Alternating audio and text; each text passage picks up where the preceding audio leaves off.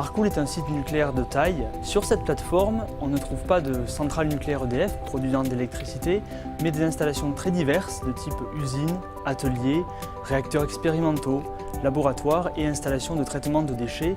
Et une part importante de l'activité du site de Marcoule est dédiée à la gestion des déchets.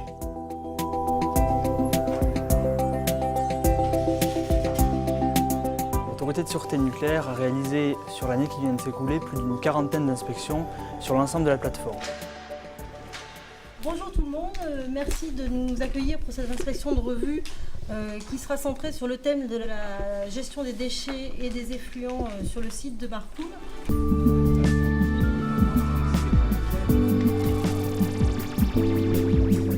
Il y a sur la plateforme de Marcoule deux types d'installations avec deux autorités de sûreté nucléaire différentes. L'ASN qui suit les installations civiles et puis la SND qui inspecte les installations qui relèvent de la défense. Nous sommes soumis tous à une unique loi de programme qui est la loi de 2006 relative aux déchets pour lesquels il est nécessaire de trouver des filières pour l'ensemble des déchets radioactifs qui soient issus des installations nucléaires de base civile ou issus des installations nucléaires défense. L'INBS a une fonction de regroupement de ces missions de centralisation de tri et de traitement des déchets au sein de ces installations pour l'ensemble de la plateforme. Et en ce sens, il faut qu'il y ait une excellente coopération entre l'ASN et la SND, puisque ce sont les mêmes déchets qui sont traités au même endroit. Donc il faut que les règles soient les mêmes. Qui dépendent du domaine de la défense et donc de la SND.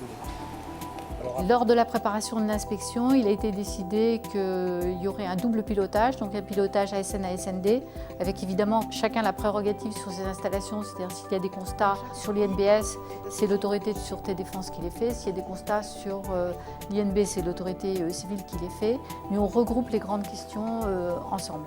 Et on a essayé d'adopter une ligne commune, c'est-à-dire un ordre du jour commun et des contrôles qu'on avait décidés ensemble sur les mêmes sujets.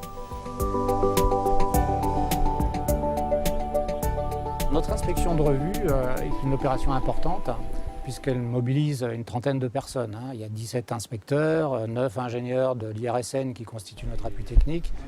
Donc c'est une grosse équipe qui, bien entendu, nécessite une organisation minutieuse. Ce n'est pas des déchets, dans la mesure où c'est encore des verres de R&D, donc ils ne sont pas considérés comme des déchets. Toute la semaine durant, nous allons dérouler l'équivalent de 17 inspections classiques sur l'ensemble des installations qui sont concernées sur la plateforme de Marcoule. Il est demandé aux inspecteurs de vérifier que les conditions de collecte, de tri de déchets sont correctement appliquées, c'est-à-dire que toutes les consignes qui normalement sont également affichées sur les postes de collecte sont bien respectées, que les consignes également pour enlever ces colis de déchets une fois qu'ils ont été fermés, contrôlés du point de vue de la propreté radiologique, là encore que ces dispositions pour sortir de l'installation sont bien respectées. Et enfin qu'on ne retrouve pas de déchets nucléaires en dehors des zones prévues à cet effet.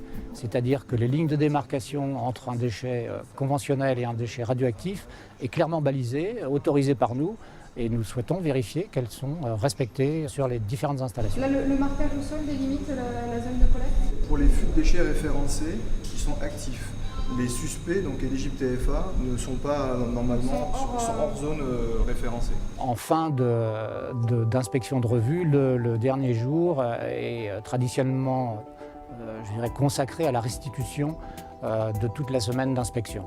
Donc celle-ci est prévue auprès des 3 exploitants concernés, à savoir le CEA, Melox et Centraco. Les exploitants nucléaires sont responsables des déchets radioactifs qu'ils produisent et le rôle de l'autorité de sûreté nucléaire est de vérifier qu'ils mettent en place une gestion transparente, sûre et rigoureuse de ces déchets radioactifs. L'objectif est d'une part de veiller à protéger les personnes et l'environnement des risques que peuvent présenter ces déchets radioactifs et d'autre part de veiller à ce que cette gestion des déchets ne soit pas à la charge des générations futures.